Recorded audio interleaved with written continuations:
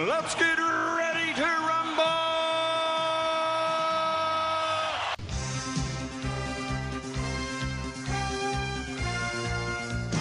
Hello, and welcome to Netflix versus Cinema, the podcast that, tries to do what it says in the tin. Tries to go Netflix, cinema, where's the money being better spent this week? And this week, it's going to be a bit difficult because there hasn't been much in cinemas. My name is Tosin. I am your host, based up in the Midlands, somewhere near Birmingham. And joining me on the Isle of Wight, as always, is... No, go ahead. Go sneeze. Yeah, go ahead. Let the sneeze out. Is a very sneezy, itchy-nosed Sharon Boland. How are you, Sharon? Oh, all right, thank you. Are you going to sneeze? No, I don't think I will. All right, cool. It's going to come when we least expect it. When we're least expected and when we're least ready for it. It'll be there somewhere lurking. Yeah, so obviously this is our first show of 2022. Happy New Year, by the way. Happy New Year. Yeah, and usually this is one of these weird things. Usually between Christmas and New Year, I remember the last couple of years, it's been a bit of a bumper period for us because we have time off. We don't do a couple of shows. There's a couple of weeks where we can actually go out to... I got a second. I'll start recording this. There's a couple of weeks where we can actually go out to cinemas and we can see things. So we usually come back with a bumper thing, load of things. And I don't know about you, but I've found that there's been very little to see over this Christmas period, like in cinemas. Yeah, and I found the same actually on any platform. There's nothing really that has went, yes, this is the thing to watch. Yeah. So yeah, largely television and cinema have sort of passed me by a little bit this Christmas. Yeah. I have to say. Yeah. I have to say, because I mean, okay, there was a Doctor Who special, but I've given up on Doctor Who a while back. It stopped being relevant with me. I haven't watched it. Well, I like to keep up to date with it, so I must admit I tend to start where I left off. So I'm halfway through Jodie Whittaker's first season as the Doctor. Yeah. So I don't want to watch the Christmas specials and all the New Year specials until I've watched all of the previous episodes. I'll be like, where did he come from? Who is that? Yeah, so I'm about 2 years old. It's Bradley Walsh was still in it when I was watching it, so I was thinking, when did John Bishop join? So who are these people? Catch up with that, thinking, well, where's the Doctor Who Tosin gone? Where was he gone? I thought he was in it with Bradley Walsh. Oh yes, Tosin Cole. So I need to I've got to go back about 2 years to work out what's going on with that one. Okay, so yes, so TV has been a bit. Well, I think I'm trying to figure out whether I'm just getting old, whether I'm getting old or whether it's changing. Scandal, that was quite good. I watched that too. I watched the Very British Scandal. And the girl before, I watched so they were like the two big BBC dramas, weren't they? So I did watch those two. Yeah. All right. Cool. So we have those, and we know the things that. But usually, I remember. I think it was second to last show of 2021 when we reviewed Spider-Man: No Way Home. Or was that the last show of 2021? I can't remember. Yes, that was the last one when you reviewed Spider-Man. Yeah, I remember. Yeah, okay, it was the last one, and I said, all right, there'll be nothing to see next week because everybody will be running scared from Marvel, and I didn't realize how prescient that was because I actually looked up. I know at the best of times I'm always complaining about the View Cinema Redditch because they don't show many things. There's a lot of things that are shown that I just don't get to see, and I looked up and there were 3 films on. There were 3 films showing in the entire cinema. There was Spider-Man: No Way Home, Matrix Resurrections, and I think Clifford the Big Red Dog. And this is like an 8. Happy. Yeah, it's an 8-screen cinema that had 3 films on, and I'm like looking at the timings. I think 5 of those screens were Spider-Man: No Way Home, and that's all they were showing for the whole thing. But I was just kind of like, whoa. And the fact is, I'm not sure whether you've heard about the box office returns of Spider-Man: No Way Home. No. It is now officially the biggest hit that we've had in the pandemic. It is the first film it's the first film to cross $1 billion at the box office. It made over $500 million in its first week alone. So essentially, even We James haven't Bond. seen those figures in 2 years or more. No, we have not seen those figures in 2 years. James Bond was about 800 million, and people were like, "Oh, that's a really, really good showing." It's a pandemic, blah blah blah. Spider-Man has come out, left everybody in its wake. It's still getting people into cinemas. People are still seeing. People are going back for repeat viewings. So I feel like the Marvel effect has kind of been multiplied. And when I talk about people running scared and not wanting to release a film because Marvel has released a film, this is another level. It's been like a month and we've had nothing new. It's been and this is surprising because it's the run up to the Oscars. You would think that there was normally it's packed. They're all desperately trying to get them in before the award season. But I found that the last 2 years again, the award season has just felt slightly irrelevant because I can't remember any of the winners for the films for the Oscars last year. I remember Nomadland. Right, I hadn't seen that one. That's I've still got that on my list to watch on Disney Plus, but I haven't seen that one either. So, and I can't remember what any of the BAFTA winners were, or even going back a couple of years. So I'm thinking, to me, the buzz that used to surround these award-winning films is it's a slight hum rather than a buzz. I like that. I like that tone of phrase, a slight hum. The award slight hum. There's a slight humming about the awards this year.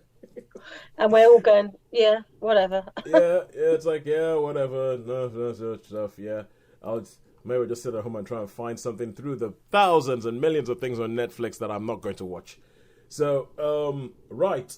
So, all this to say, we have come to you we have 4 things for you this week. 4 things for you this week because we have managed, between the two of us, to see, over the entire Christmas period, which is about a month ago, we have managed to see 2 films at cinema. Well, 3 because I went to see West Side Story. Because that's the last thing I reviewed was West Side. Yeah, the last thing you reviewed, I went to see West Side Story, so we've got to see that. And if anybody is wondering where Sean is, our usual third musketeer, we've had confirmation, we've had proof of life. He is still alive. Still alive. He's not been kidnapped. It's somewhere in the north of Thailand. We keep getting videos on our WhatsApp group of Sean on the back of a motorcycle, Sean dancing around with some people, with some Thai people. He's having a whale of a time. He's having the absolute time of his life. Sean, we miss you. Enjoy it. We'll see you soon. Right. But this week, what we have is, for me, the film I might have seen in cinemas was The Matrix Resurrections. Sharon, what did you see in cinemas? I went to see The King's Man at cinema. Yes, the only 2 films that braved the Marvel deluge to actually go into cinemas. Well, the only 2 biggest name films. Yeah. And at home, what did you manage to see? I managed to complete the 2nd season of The Witcher. Oh, I'm looking forward to hearing about this. I'm looking forward to hearing about this. And I managed to finish Hawkeye, the Disney Plus series in the MCU. Them again, yes, I know. We cannot escape Marvel. We cannot escape Marvel because, well, let's be honest, Marvel rocks. That's what they've figured out what they're doing. They've got it, and it's going to the bubble will burst. I have been saying this for probably about 5 years, that the Marvel bubble will eventually burst. They will eventually go up their own backs. They'll eventually become unwieldy. But it does not seem to be happening for a while yet. No. Yeah. My only pet theory about that is, I think with like Spider-Man, is that it's like a generational thing, isn't it? I think one generation is sort of moving out of the spotlight and the younger generation are moving in. And I think the Spider-Man we've just seen is very much that younger generation, I think. Because obviously that demographic has shifted. When I think, we're not the main demographic now for who the cinema going audience wants to tap into our money anymore. That is very true. 20-somethings, and so especially they want films that appeal to the 20-somethings when they're still making films that appeal to the 40, 50-somethings. You think you're going to have to shift your demographic down a generation. I think they're beginning to do that a bit more. Okay, now this is reminding me of earlier sort of episodes of Netflix vs. Cinema, where we will eventually get around to reviewing some films. Yeah. But before we get there, we get caught up in these philosophical debates as to the nature of cinema and of Netflix and what's happening, and whether this is going to destroy that, and whether it's a good thing, or whether having the different options is good, or whether we should just have everything on the big screen and all. So I'm going to let myself get sucked into this a little bit. So. Because the thing about it is, remember before the pandemic hit, you had this whole thing about the silver dollar or the grey pound, where people were making films that were made that were specifically aimed for an older audience. So you had things like the Michael Caine starring King of Thieves, like anything Clint Eastwood does nowadays. All these they were sort of like aimed for at the older audiences, because the older audiences will still go out and see that. But obviously now with the pandemic, older audiences are the audiences that are most at risk if they catch. So they're not going out. They are the ones who are not going out. So people have been saying that when you have a film, like I know a big one about it was The Last Duel, Ridley Scott's The Last Duel, that didn't do that well. That didn't do that well at the cinema, and I think it was up against some big film. I don't think it was a Marvel film, although it probably might have been. Yeah. It was up against that was released at the same time. So and people were saying, well, look at this. Who's going to go see a film like The Last Duel? It's not going to be your 20-somethings. Even if you have Jodie Comer in it, the appeal is going to be for an older audience. Certainly. Yeah, the appeal is going to be an older audience who are mainly the ones who are staying away. So I feel like we will have with all the things that is happening with the pandemic, all the things that is changing our viewing habits, the fact that the release window between things being in cinemas and things appearing on your TV at home is shorter and shorter than it has ever been. Well, you can see The Last Duel on Disney Plus. The Last Duel's on Disney Plus right now. Yeah. I mean, the fact that Encanto was in cinemas, and I was like, I want to go see that in cinemas, and I was like, that week doesn't work. And next thing I knew, before I could actually find the time to see it, I had about 2 weeks of thinking, that week doesn't work, and boom, it's on Disney Plus, and I don't even have to pay anything extra for it. It's on Disney Plus. I can watch it at home, and so the things are changing. And I feel like we're going towards a world where cinema is going to be Marvel. That's it. And earlier on in the pandemic, I remember talking about this, and I remember saying that essentially, I feel like Disney are just going to get to the point where Disney are going to own the cinemas. They'll probably own all the cinemas and use them the same way they use Disney Plus as their own personal release thing, because more and more, when you think about why do I want to go to the cinema? Why do I want to risk something in a pandemic to actually go to the cinema? You want to go see something that's big, that has on earth moments, that that is going to be like a talking point and everything. And with the best will in the world, The Last Duel is not it. and it makes me sad. It makes me sad because I just think those sort of films, unless things change really quickly, those sort of films are just not going to have a place. They're just not going to be made. If they're not going to have that audience on a big screen, they're just not going to commit to making that sort of. Well, I think they'll make them, but the people who are going to make them are going to be Netflix and Amazon Prime and Apple TV. Those are the ones who are going to make these films because. Well, they've got the money to. They've got the money. They're generating the money, and they can throw it away on vanity projects and maybe the less popular things. But not even that. Even that is that then if Amazon Prime goes, yes, we will supply all the silver dollar films, all the people with the silver dollar are going to go to go get Amazon Prime or go get Apple TV. So it makes sense for them, which is it's sad. I mean, I think things have to change, things have to move forward. But I think we're in the middle of a shift now, and I think Spider-Man No Way Home's box office. Yeah. It's just going to shift that demographic down. I feel it's a seminal moment. I feel like this is where people are going to start going, you know what? Look what that thing did. And they had some kid running around in tights. We're not even going to try and compete with that. It'd be interesting to see how... There's a film called Uncharted coming out, which again is Tom Holland. Yeah, it's Tom Holland. His name has escaped me. Mark Wahlberg. Yeah. Yeah, that's a sort of a full-on adventure yarn thing, and so I'll be interested to see how that performs, because again it's from the trailer to me it was like aimed at a much younger demographic. It is the whole vibe of it was like, Mark Wahlberg, you're an old man, move out the way, and then he's like, Tom Holland, when you hit puberty then you can come and take me on. So yeah, there's a little bit of that generational rivalry, but you can see it's almost like the old guard, the established box office draws, and they're sort of having to sort of move away now, step aside a little bit. Another layer to that is that Mark Wahlberg was originally supposed to play the Tom Holland character, but the film has been in development for so long that eventually he's playing the mentor. So, but okay, yes, Yes. Okay. Right. Okay. Let's stop the We philosophical could section. talk more, but we're not reviewing. We can talk anything. more.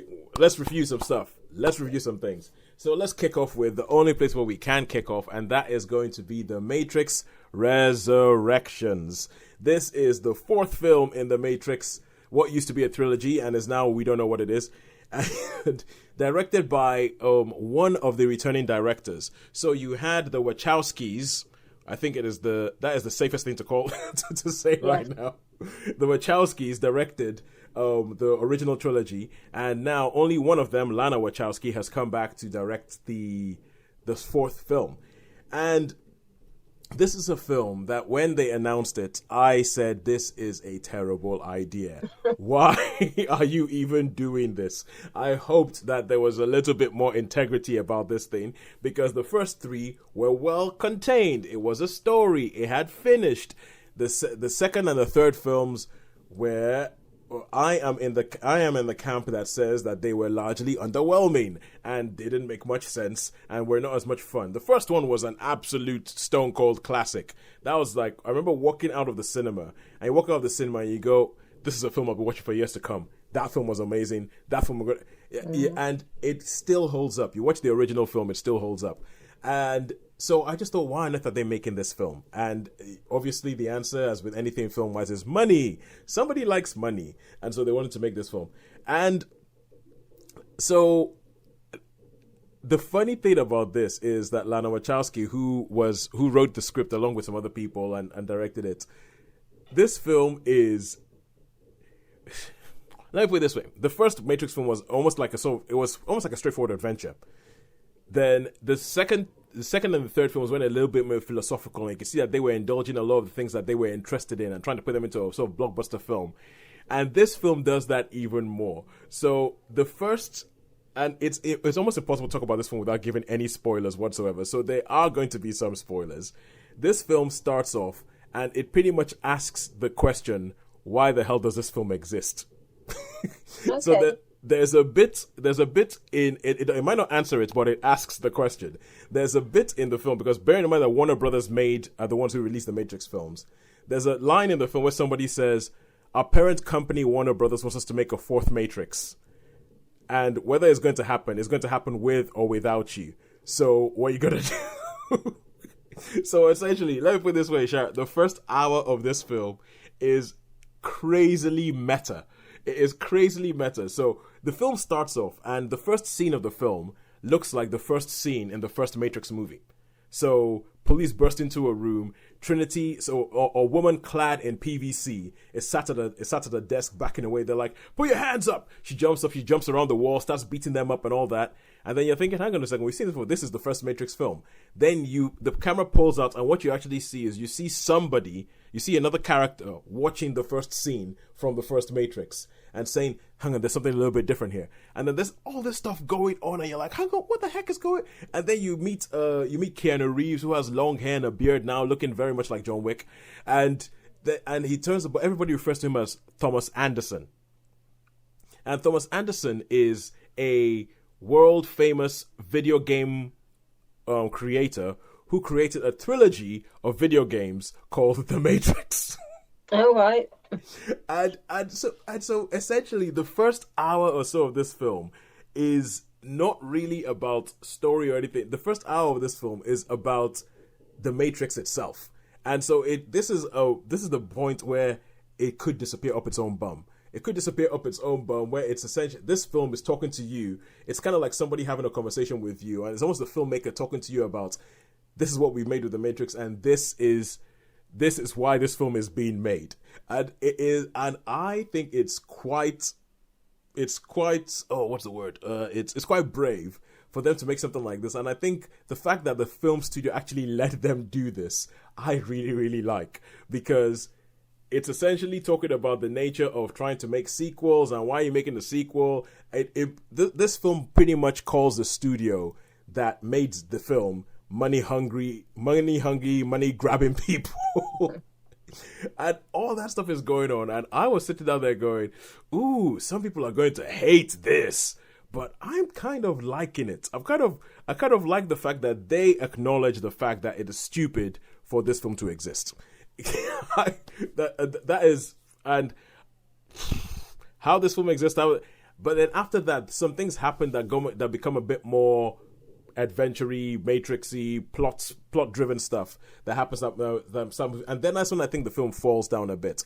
The action is nowhere near as good. I mean, there are some plot points that they pick up from the second and third films, which, as I thought the second and third films were confusing. I thought they didn't make much sense. I thought that they were trying to do too many philosophical things that just kind of like, and they pick some of those things up. There is one particular scene that makes no sense. You have some characters who show up from the other Matrix films, do nothing, and they have this whole fight scene about it. You're like, what? Why is that happening? Why is that guy just standing there yelling? Why is that? What is going on?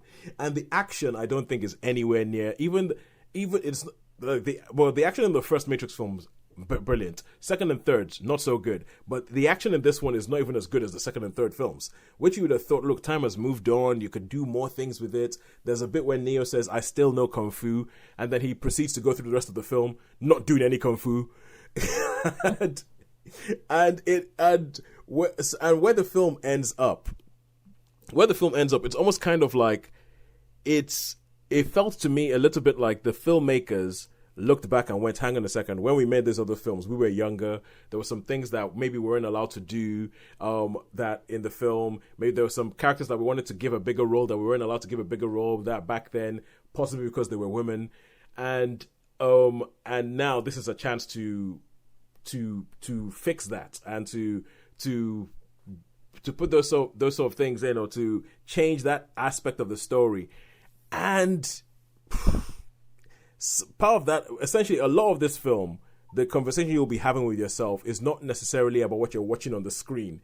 It's about what you're watching on the screen means for the wider context and what it means for the wider world and for the Wachowskis and for the original Matrix films and all that. So for a sequel that's made way after, anybody should care, a bit like the Avatar films that are coming up, it's like, I think that I have to applaud Lana Wachowski for trying to do something that wasn't just your standard sequel, for acknowledging the fact that, look, it's a bit stupid that this film was getting made. And yeah, all in all, although I think I would give it a 3. I'd give it a 3. Okay. I think the first hour where it's been a bit weird and it's messing with your mind, I actually quite enjoyed that, because it's like it showed a high level of self-awareness of what this thing is and of the fact that we've been made to make this film. We don't particularly want to make this film, but we've been made to make this film. That's where I read it anyway. So that's it. For me, it'll be a 3 stars for The Matrix Resurrections. Any questions, Sharon? Not really. I mean, my only observations rather than questions were that where I wasn't really on the Matrix bandwagon, it didn't really appeal to me, so I don't feel like I've missed an awful lot by not seeing. I don't think it's like essential viewing, but it just seems to be tapping into this sort of wave of nostalgia films that we're getting, or these nostalgia sequels we're getting, because it's like Ghostbusters Aftermath, and there's a new Scream coming out, and then yes, that's true. Matrix new reincarnation. It's almost like there's this nostalgia where people are taking films that they suddenly look at and go, hang on a minute, do you know that film is 20 years old now, or 30 years old in some cases? And they're suddenly saying, if we're going to, let's revisit that and sort of celebrate the original film by making a new sequel. So I think it's just sort of tapping into, I don't know why we've suddenly getting this sort of wave of these nostalgia films, but it's because you think about it, there's a lot of the Rings TV series coming to Amazon, that kind of thing. Yeah, that's true. I think it might link to what we were talking about before, where we're talking about the pandemic. I suppose people are living in this sort of limbo, and they're just harking back to a safer, maybe a happier time. Well, things a lot of these were greenlit before the pandemic started. I definitely know the Matrix was greenlit before the pandemic started. The Lord of the Rings show on Amazon was greenlit before the pandemic started. But I agree with you. I think it is essentially Hollywood getting less and less risk averse, because I think nowadays, all the things we're talking about with cinemas, it's harder to take a risk and have that risk pay off financially. So I think that with this, what my suspicion and what is pretty much confirmed in the film is that you had some studio executive that was saying, "Oh, hang on a second, there's money to be made in reviving this old." They now have a title for a legacy sequel. It's they're like, there's money to be made from that, and then they said that for what the film tells you is that pretty much the studio who have the rights to make these films, they essentially told the filmmakers, "We're going to make this film, and you're either going to be part of it or you're not going to be part of it. Would you rather somebody else took a hold of it?" Yeah, took hold of your legacy. Exactly. Your and the filmmaker went, made it their own. Yeah, and the filmmaker went, no, we'll sort this out. And when they did that, but the fact that they've essentially, The Matrix Resurrections is unlike any other. It's unlike any other legacy sequel that's out there. It is, you have Ghostbusters Afterlife. This is going to be very different from that. It's good from whatever. I mean, I'm blanking now on legacy sequels. Oh, Blade Runner 2049. This is going to be different from that. Yeah. Like all these sequels that are being made years after is definitely going to be. It's definitely different, and it's definitely better than the Star Wars sequels. So, I'll give you that.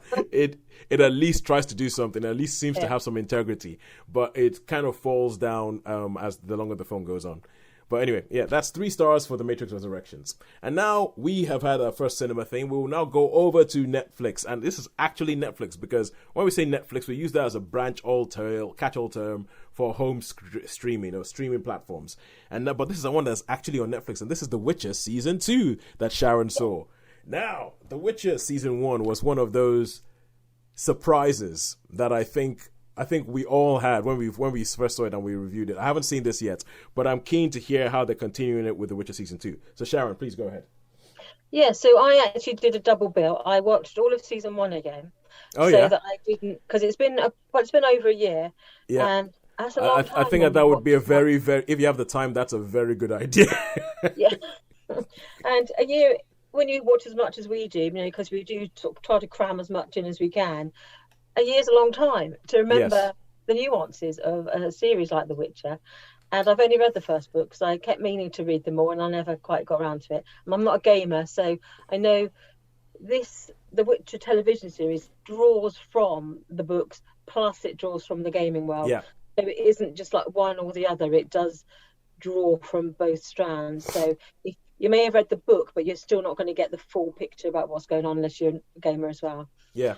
So as I'm neither, I wanted to be as fluent as I could be. So we the season left. There was basically we're in there's a place called Continent. Yeah. And there's been this not an invasion, but there has been this sort of armed force from the south from an area called Nilfgaard, where they're helmed by this mysterious leader, and their chief general wears a plume on his head. He dresses in black, and they're ringing a bell. One particular country called Sintra. Yes, all ringing a bell. And in this city, this country that's ruled by a queen who has a granddaughter, and everything seems to be hinging around the granddaughter. They want to capture her, or so as you say, through the first season, you see this girl Ciri fleeing from this invasion. Yeah. And then parallel to this, you have this. It's in a world where magical beasts happen, and where people are mutated and people have magic powers. Yep. And one of these people who's sort of half mage, half mutant, are these people called the Witchers. And the Witchers are people who are born human, and then were given a serum that killed 7 out of 10. So only 3 out of 10 of these boys survived, all boys. Yep. And they were then trained. They were given that enabled them to slow their heart rate, so they have longevity. They live much longer than your average human. They have super skills. They can take a shot of this serum stuff that gives them extra kind of adrenaline rush, extra boost, fight, and they're stronger and faster and more powerful than the average. They can sustain a lot more damage than the average human. So they're they take all this ability and they become some sort of medieval exterminator. Yes. So when anyone has a problem and they have like a monster, a wyvern, or there's loads of different based on mythology. Yes. These creatures, they come in and deal with your problem for money. They're effectively mercenaries. Yeah. And so we then meet one Witcher called Geralt of Rivia, who is the white-haired Witcher, and you see him basically like monster of the week. But in one of these monsters, this is still the first season you're talking about. Still the first season, largely. Yeah. You see, so they're setting the scene. So during one of these monsters of the week things, he claims what is called the child of a gift of surprise, and this is something that you claim off of someone. When you save their life, you can claim something that belongs to them that they may not be aware of yet. So it could be, so if they've just won the lottery, but they don't know it, if you claim the gift of surprise, that surprise is then yours. So if you've won the lottery, then suddenly the Witcher or whoever claims this gift of surprise gets that. So they don't know what it could be. It could be, a really lovely pie that someone's made and gone, surprise, I made you a pie. That could be their gift of surprise, or it could be a lottery, it could be anything. But in the Witcher's case, the gift of surprise is a child. Yeah. He has then got, and the child happens to be Ciri, who is his special child. So at the very end of the last season, we had a massive battle with the Nilfgaard and all the mages. Yep. And then amongst around all of this, we had Ciri trying to find Geralt, and then Geralt suddenly thinking, actually, I do need to take my responsibility seriously and claim this gift child. Yeah. And the last scene you see where they're meeting up together, they finally meet. Yes. So and now because of the I'll let you go on that sort of like recap of the first season, because The Witcher is a convoluted show. The first season was a convoluted show. And so I'll let you go into that, because I have a suspicion that without that, the second season is going to be really hard to get into. You won't know and understand what's going on or the history of it. Yeah. So then the second season starts at that moment. So they are... Where Ciri and Geralt finally meet each other. They finally meet. And so this is basically like half an hour later, season 2 starts. Yes. And they have stumbled into the aftermath of this battle. And around Nilfgaard. And so then Geralt decides that in order to keep Ciri safe, because of all this battle's been going on, he is going to take her to the home of the witches, which is this fortress, castle, whatever. They have a couple of adventures on the way, but eventually they go back there.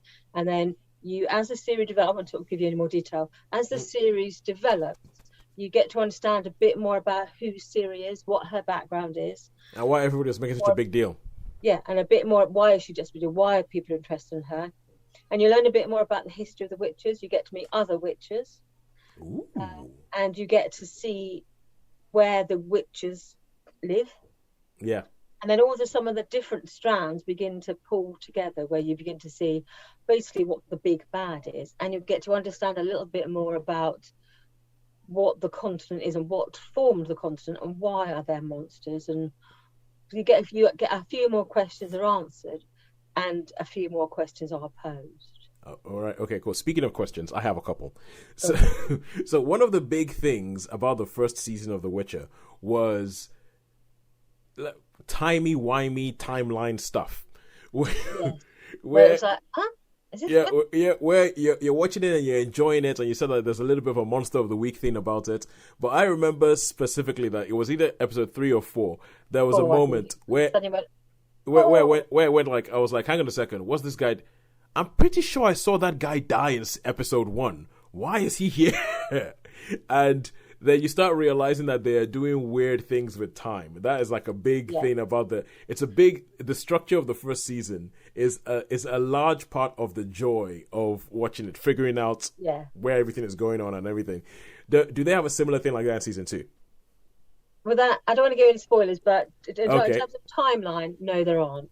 Okay. It's one timeline. There's a few surprises where you go, I don't know, but I didn't see that one coming. And there is quite a funny bit where one of the characters, it's not a spoiler when I say it's the bard. Oh, yeah, of course, him. Toss a coin to the Witcher, oh valley of plenty, oh valley of plenty. You gather from when you meet Hasker again that he has basically put all the events of season 1 into song. Of course, because that's what he does. That's what he does. So everywhere he's become quite famous for being like, he's like the pop star of his world.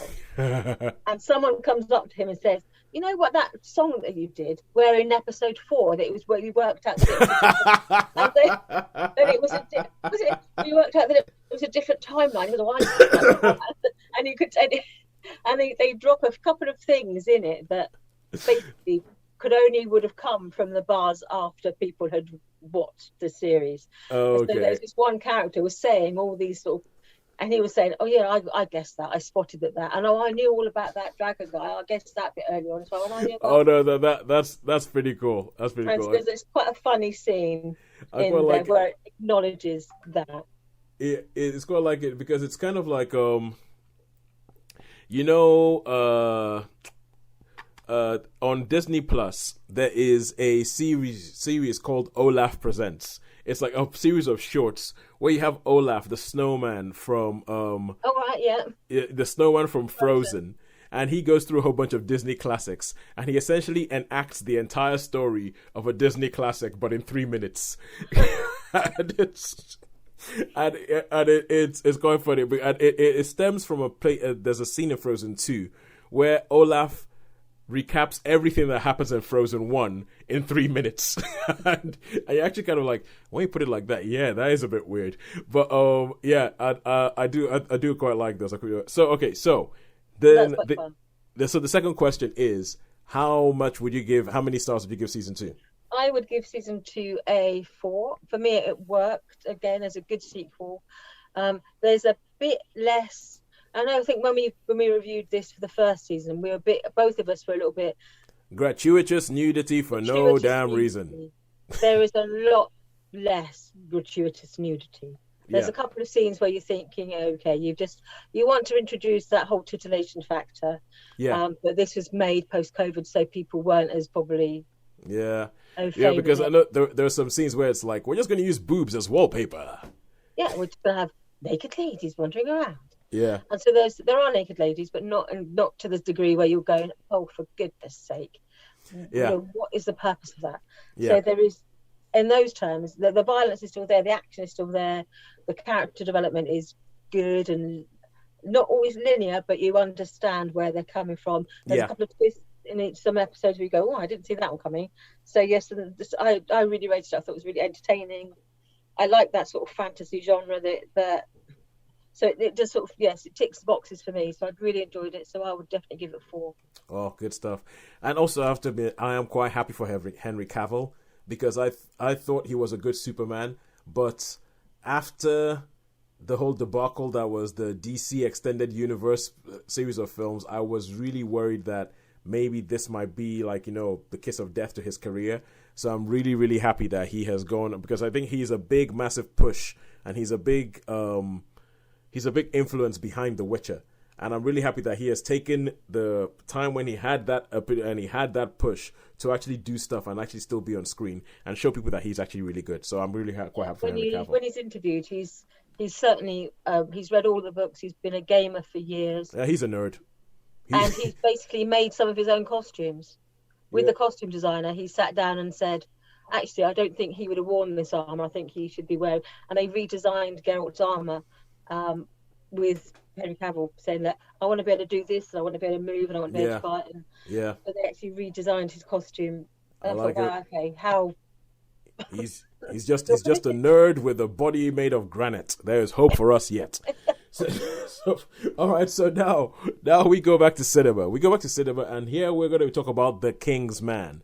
Now, you might have heard of a series of films called Kingsman, The Secret Service, Kingsman, The Golden Circle, and now we have a third one, which everybody else is doing legacy sequels. This is a legacy prequel, and this is a film that is set way before the other Kingsman films, about the setup of the Secret Service agent, Kingsman. Where it came from. Where it came from. Now, so you've seen this, I haven't seen this yet, but there's stuff I've heard about this film that makes me think that you are going to have one particular Sharon-specific gripe about this film, and I am waiting to see if I'm going to be right. So please tell us about The Kingsman.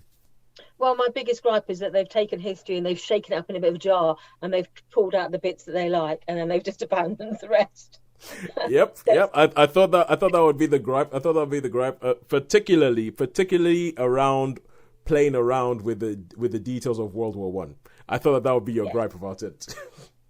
Yes, the fact that, and the way they sort of said, all these people have gone to war and they've all died needlessly, and you think you can't summarise a complex conflict like the First World War into one throwaway sentence that all those millions of people who died, it was all just like for nothing. I think you ignored a century of the political, social, historical things that led up to the conflict of the First World War. It isn't just like we've had this madman who's machinating behind the scenes and has created this conflict for his own ends. It's just like, no, but I had to sort of suppress that part of my brain that was going, that didn't happen like that. That's not what caused that. That's not. So you have to go, brain, shut down. It's like history. Sit down for a second, okay? Sit down for a second. Just chill. That would be like someone with OCD in a room full of crooked pictures. So I did have that sort of experience for some parts of the film. Oh, all right. So it's basically Ralph Fiennes. His character is the Duke of Oxford. He was given the VC in an earlier one of Victoria's colonial wars. They never make it quite clear which one it was because they dismiss all that century of the colonial wars as it's just like Britain's land grab, and they basically that's it. So they sort of to write off that period of history is like that was just Britain's land grab, and so I've got my VC, but I'm deeply ashamed of it because I was just like a wicked Englishman of the 19th century. Yep. And I'm a pacifist now, and I'm going to raise my son as a pacifist. And so you see, there's a tragic event at the time of the Boer War. And then you see it jumps forward to 1914. Now, anyone with an idea of any history knows what's going to happen in 1914. Yep. And his son, who witnesses this tragic event in his childhood, is now 18 years old in 1914. And so Ralph Fiennes uses his influence to try to stop his son going into the armed forces. But unbeknownst to him, he is a bit of a player and a bit of a mover and shaker in the world of like intelligence, but it's his own like private intelligence things where he works for world peace. That's what his aim is world peace. Yes. And so, but because he is a duke, he is connected to all the crowned heads of Europe. So he knows the Archduke Ferdinand, he knows the Kaiser, he knows the King. He's on intimate terms with King George V, and he's on good terms with Nikolai of the Tsar of Russia. Yeah.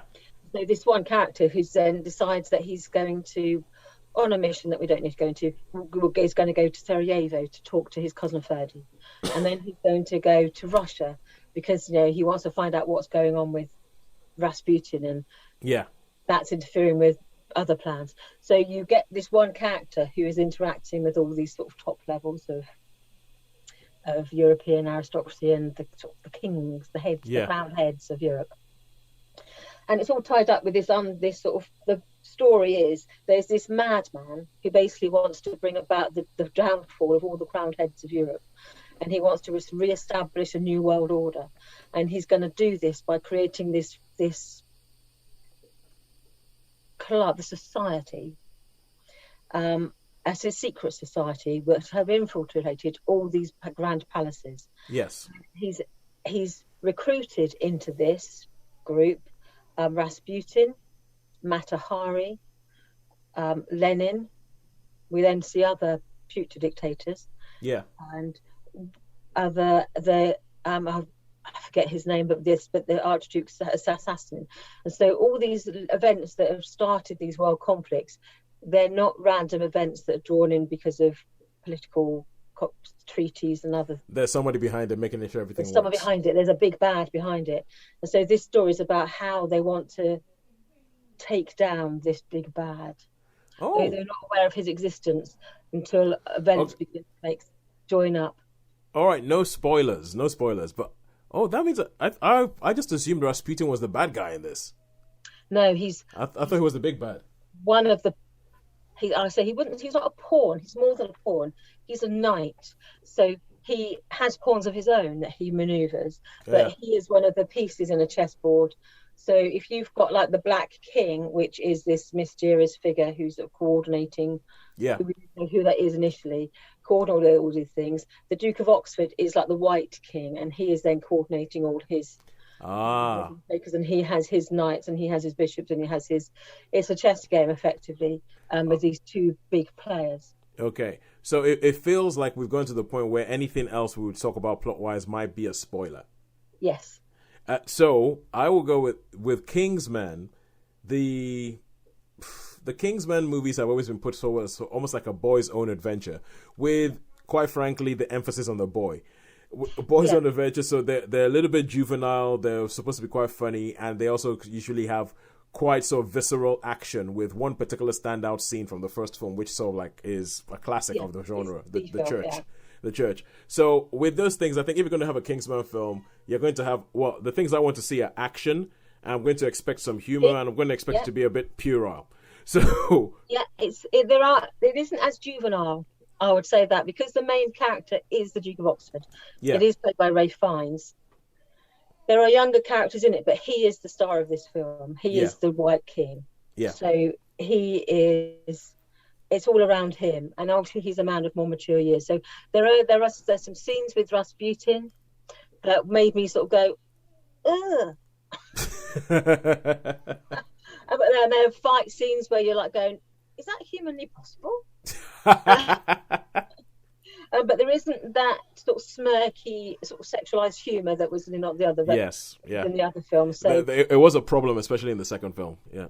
Yeah. So that element of it, had they certainly played it down. I mean, there was a suggestion that the way to get to sort of Rasputin was for a young man to try to seduce him, which wouldn't be that hard. Yeah. So there's a bit of like a nudge, wink, wink about,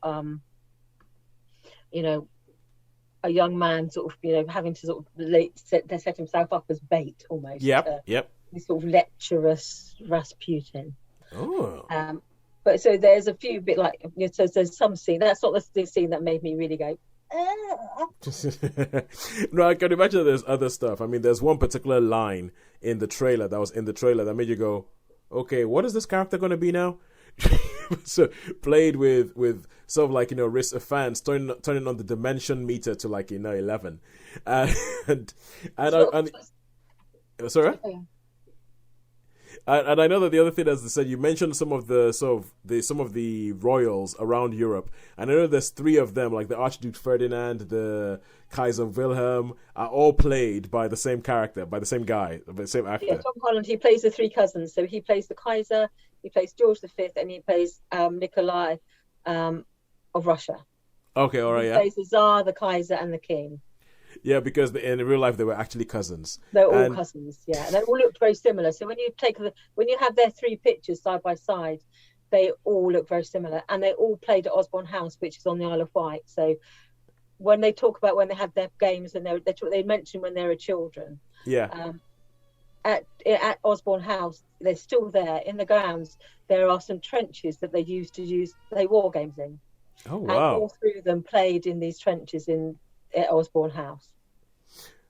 Oh, we had another podcast where we started having a feature called Isle of Movies, which we talked about films that had some connection with the Isle of Wight. That sounds like the Kingsman would actually be a good candidate for that. But all 3 of them had their grandmother was Queen Victoria for all 3 of them, so they would come and stay with her at Osborne and other royal palaces, but they particularly would come to stay at Osborne. All right, so the moment of truth. How many stars would we give the Kingsman? I'm sort of torn about this one, because to my personal taste, it was a 3. Because there's some elements of it. I didn't like the level of swearing. I didn't like some of the fact that they just played so fast and loose with history. Yep. But I could see that it's entertaining. I mean, the action scenes were good, if improbable in places. I like Ralph Fiennes. I think his character played it really well.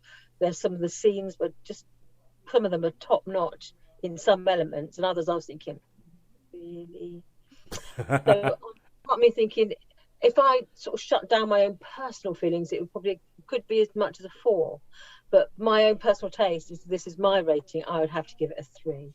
Cool. Someone who wasn't a middle-aged, history buff with a swearometer in their head would probably enjoy it much more and give it a 4. Well, you also hope. Yes, yes. I would. Yes, we'll keep with that. And now we're going to a final thing of the week, which is going to Disney Plus and talking about Hawkeye. Now, this year, Marvel have decided, or Disney have decided, somebody decided anyway, and Marvel, they shut down a whole bunch of TV shows that had the Marvel moniker, so things that originally started with Marvel, things like Daredevil or Netflix and The Runaways or whatever channel that was, to bring everything in-house, because what they wanted to start doing is they wanted to start making TV shows that linked very explicitly to the films in the MCU. So in 2021, we had WandaVision, we had Falcon and Winter Soldier, we had Loki, and the final one was Hawkeye. It came at the end of the year, and sure enough, this is a film that is set around, it's essentially set up like, almost like a Shane Black buddy Christmas comedy around about Christmas time. So the idea behind this is that you have Hawkeye, Clint Barton, who played by Jeremy Renner from the films, and when it kicks off, it's New York, it's around about Christmas time. He has gone out to New York with his kids, so from the films, you know that he has three kids, and he's taking them to New York. And the film starts off with the first time you see him, and I've spoken about this on the podcast before, he's on Broadway watching Rogers, the musical, which is a musical about the life of Captain America. What is a simultaneously genius, hilarious, laughable, cringe-worthy scene. It's all those things at the same time when you're watching this number that they're performing on Broadway. At the same time as he's doing this, there's a character called Kate Bishop. And going back to the original Avengers movie, she was living in New York. She was in Manhattan when all the aliens attacked. And she saw from her window, she saw Hawkeye actually fighting these guys off with his bow and arrow, jumping off a building. And ever since that time, when she was a kid, she was probably around about 5 years old, she has idolized Hawkeye. And she has trained herself up to be like the best archer that possibly could be. She's learned martial arts. Her mother is like, I cannot really control this girl. This girl's just out of control. But that's because she's like, no, Hawkeye, he is who I want to be. He's the kind of character I want. So she's set up her life to be like Hawkeye, and she's always trying to find trouble, and she's always trying to do the kind of things that Hawkeye would do. One day she is because her mom is quite well connected and is kind of like, power, is a socialite. That's it.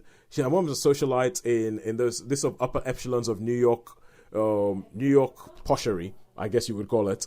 And they go to this fundraiser. She sneaks into the basement of the fundraiser and she finds out that there's a black market auction going on there. And there's a black market auction of all this stuff from the Avengers compound that got destroyed by Thanos at the end of Avengers Endgame. So they've got all this Avengers stuff like, oh, there's this thing that was used by this person and Thor had this thing. And one of the things that they have is the outfits that Hawkeye, because this is going to be a massive spoiler for Infinity War, but the problem with Marvel now is that everything is so interconnected. You can't talk about any new thing without spoiling some old thing. So if you haven't seen Avengers Infinity War, Avengers Endgame, I'm so sorry, I can't help you. But after what happened at the end of Infinity War with the snap, where all of Hawkeye's family was snapped out of existence, he became Ronin, and he went around the world, essentially killing all the people that he thought, how the heck have good people disappeared and you are still around? So he became this sort of scourge of the underworld where he went around killing all these people. But what they have in this underground auction is the original Ronin outfits. So they have the original Ronin outfit up for auction. While that's going on, there's an attack. Somebody blows up the wall, the wall, and obviously because Kate is like, I'm going to be a hero. I want to be a hero. But she doesn't want her face to be seen. She puts on the Ronin outfits and she starts fighting all the bad guys. There's some of the bad guys go, oh my God, it's Ronin! He's back! The problem is that now Ronin has a long list of people who want Ronin dead because of what he did when he went around killing a whole bunch of people in the underworld. And when that happens, Hawkeye sees on the news that Ronin is back. And he immediately goes, whoever is in that costume is going to be in a lot of trouble because he knows what he did. He knows, so he goes and finds her, and then that's how you have Hawkeye meeting Kate Bishop, and then you go off on this adventure. And then the whole thing, the next 6 episodes are about them trying to figure out what's going on, who's connected, what we're going to do, how we're going to get rid of this mafia person, and Kate essentially learning how to be a hero. And Disney have done the usual thing, or Marvel have done the usual thing, where they've taken a TV series and they've used that to give a character that hasn't had much say in the films, or there's been too much going on in the films, to give this character and they've given this character a lot of heart and given them a lot of, and what they really make you realize is that everything that these characters go through in this film actually does have a consequence. In WandaVision, it was all about the fact that Wanda had experienced a lot of loss. She's experienced a lot of loss that you never really thought about because, hey, there's a building blowing up, yay! So WandaVision was as much about grief as Hawkeye is almost about imposter syndrome, because Hawkeye, they mentioned it, he is the Avenger who should not be there. You have gods and you have people in like mecha suits and everything, and you have a guy with a bow and arrow, and it's like, what is he doing there? And it's like, they mentioned that over and over again. He mentions it himself, and the idea as well. He also has survivor's remorse because of what happens with Black Widow in Endgame. So he's kind of like he's like essentially, why am I still here? And also the fact that they also point out the fact that you cannot spend your whole life running around explosions and expect to keep all of your hearing. So Hawkeye has a hearing aid in this. And there's all these little things that they've put in there to humanize the character, to actually make you realize that Hawkeye's there's a lot of stuff you can do with the character. I mean, the fact that Kate Bishop once says, look, the fact that we had aliens attacking the city and you weren't a god, you weren't a superhero, you had no powers, but yet you were still fighting in the middle of all this whole thing. And she's like, for me, that's the most like inspiring thing I've ever seen in my life. And you actually go, actually, yeah. And I think that takes more bravery than if you're a god going up against an alien monster than if you're an ordinary man. Yeah, and I think that they really, I really like the way they did this in this. I really like the fact that they've given Clint Barton more. I like the fact that they brought Kate Bishop in. She's great. There's some characters like, let me put it this way, Florence Pugh shows up. She is in the TV show. And if you know, Black Widow, the film, she was in Black Widow. Yes, and the way things are going forward, you're beginning to realize, because remember when Black Widow was made and we were like, why did they make that film? This film is totally non-essential. And it was non-essential for what had happened so far in the MCU, but for where they're pushing things forward, there were some things that they seeded in Black Widow that are now coming back. Right. I think they made a whole movie that cost them millions and millions of dollars just to get Florence Pugh in the MCU. That's what I think. That's what I think. But all in all, I really enjoyed this. I'll give this a 4. I'll give it a 4. It has a sense of humor. It is. I don't think Jeremy Renner has ever been better. There's some great action sequences. There's one particular action sequence that reminds me of Children of Men, where they're in a car and the whole sequence is done almost like in one take. So it's like the camera goes into the car, goes back out of the car. The guys who are chasing them as they're firing the arrows and I think it was just a really, really, really well done sequence. Haley Steinfeld is brilliant as Kate Bishop. The repartee between her and almost everybody, between her and Jeremy Renner, it works. Between her and Florence Pugh, I want to see more of those two characters on screen together. There's a new character played by a lady called Alaka Cox. She plays a character called Echo. She's going to be having her own TV show very soon. And she is the first deaf actor. No, because there was one in Eternals. But she's deaf. She's deaf. She's Native American. And she's going to get her own TV show. So Marvel is using these TV shows to expand the representation, which I think is all good. And I think her character is actually really, really good as well. So I really enjoyed the show. I'll give it a 4 out of 5. I think that there are some things where was with the MCU, everything that they're doing right now, you're like, okay, what's coming next? And they have this habit of making you think what's coming next might not be the worst thing ever. It's like, oh, maybe I do want to see that. And they have some surprise cameos. One surprise cameo that links to a surprise cameo in Spider-Man No Way Home, which, as I said, it was not it's not the most high profile one, but it's the one that made me punch the air when I saw it in Spider-Man No Way Home. And they have something that links to that in this show. So yeah, all in all, 4 out of 5. Really enjoyed it. So, who do you think won this week, Sharon? Netflix or cinema? Even though it's only like 2 numbers, I think home viewing won this week. Yes, home viewing won this week. Both of the things we reviewed at home had 4 stars, and both of the things we reviewed in the cinema had 3 stars. So until next week, when we'll see if there's something in cinemas. There might be one thing that we'll both watch. Something like, we'll see if people are running scared away from Spider-Man. If they finally decided it's okay to go back into the cinemas because Marvel have had their fun now and they've taken all the money that people have. I mean, people have some more money now to spend on other stuff. And Christmas, they might think, okay. Yeah. So it's always a long payday between your December pay and your January pay. So yep. You know. Yeah, and until that time, and also I think on Netflix next week I realized something else I watched, another high-profile thing, Don't Look Up.